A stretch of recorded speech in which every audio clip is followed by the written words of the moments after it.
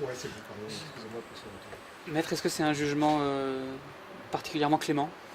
Non, je crois que le tribunal a fait la part des choses entre ce qui avait été craint au début, à savoir que c'était véritablement quelque chose qui s'inscrivait dans la mouvance des agissements de son frère, et a justement distingué cela, et a entendu, je crois, la souffrance et le malheur de ce père, parce que véritablement il était là en qualité de père et non pas de terroriste ou autre.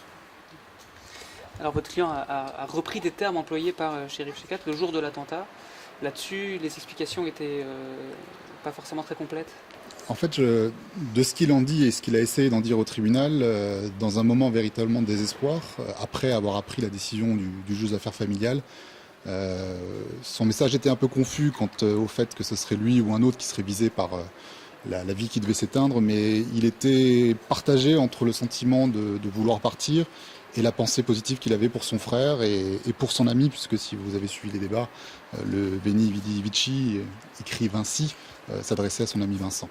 Et je crois que c'est un mélange de ces sentiments, à la fois par rapport à son frère, à son fils et à son ami. Vous n'y avez votre stratégie de défense. Alors le terme stratégie est un peu pompeux ou pas heureux, on va dire. Simplement, et ça en accord avec M. Chekat, c'était de véritablement centrer le débat sur ce qui l'avait amené à poster ce message, la souffrance qui était la sienne. On oublie, et c'est légitime, souvent la souffrance des proches de ceux qui commettent des actes, que ce soit de terrorisme ou d'autres actes délictueux, en se concentrant, et c'est légitime, sur les souffrances des victimes directes ou indirectes d'ailleurs des agissements, mais ces personnes-là souffrent aussi, et dans leur vie personnelle, dans leur vie professionnelle, et c'est véritablement ça qu'on a voulu mettre en écho devant le tribunal. Vous pouvez nous décrire Malek, comment est-il? J'étais agréablement surpris et je m'en suis ouvert et je m'en excusais auprès de lui à l'audience. Je pense que vous en étiez tous témoins sur le fait que ce n'était pas du tout l'homme auquel j'étais préparé, auquel je m'attendais. C'est quelqu'un qui s'exprime extrêmement bien, qui avait fait des études de sociologie. C'est quelqu'un qui n'a qu'un seul souhait et désir, c'est de passer du temps avec son fils et surtout de ne pas être assimilé à son frère. Enfin, l'un de ses frères, parce qu'il en a d'autres. C'est ça, on a entendu, c'est le père du lit, c'est pas le frère des chéris. Voilà, c'est le père d'Ulysse et le choix du prénom est déjà très significatif, je crois. En tout cas, j'ai la faiblesse de penser que si on appelle son fils ainsi, c'est qu'on n'est pas forcément inscrit dans les mouvances dont on pouvait imaginer qu'elle pouvait animer les messages qui avaient été poursuivis initialement. C'est parfois difficile à entendre pour le grand public que les proches de terroristes peuvent être considérés comme des victimes. Mais parce que les souffrances des uns n'effacent pas celles des autres, c'est pas un jeu à somme nulle, c'est pas parce que l'un souffre que les autres n'ont pas le droit de souffrir aussi. Il n'y a personne qui sort gagnant de ces situations-là, sauf la société, quand un jugement est rendu et qu'il est accepté par tous, ou si le ministère public ne fait pas appel, si M. Chekat ne fait pas appel, c'est que l'apaisement aurait été retrouvé, et je crois que c'est le souhait de tout le monde.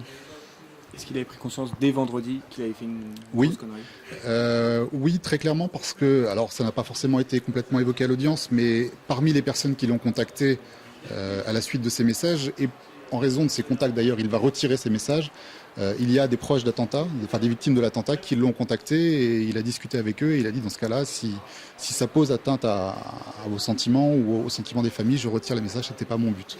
Donc dès les heures qui ont suivi ces messages, il les avait retirés pour cela.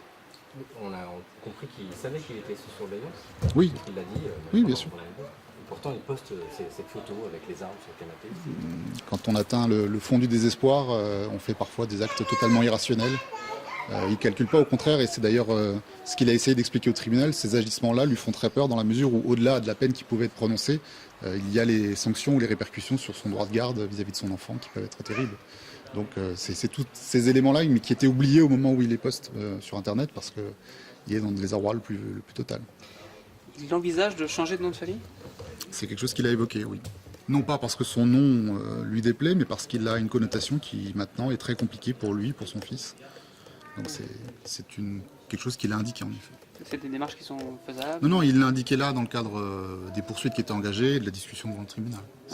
Mais c'est quelque chose auquel il a réfléchi en tout cas. Vous avez pu vous entretenir avec lui là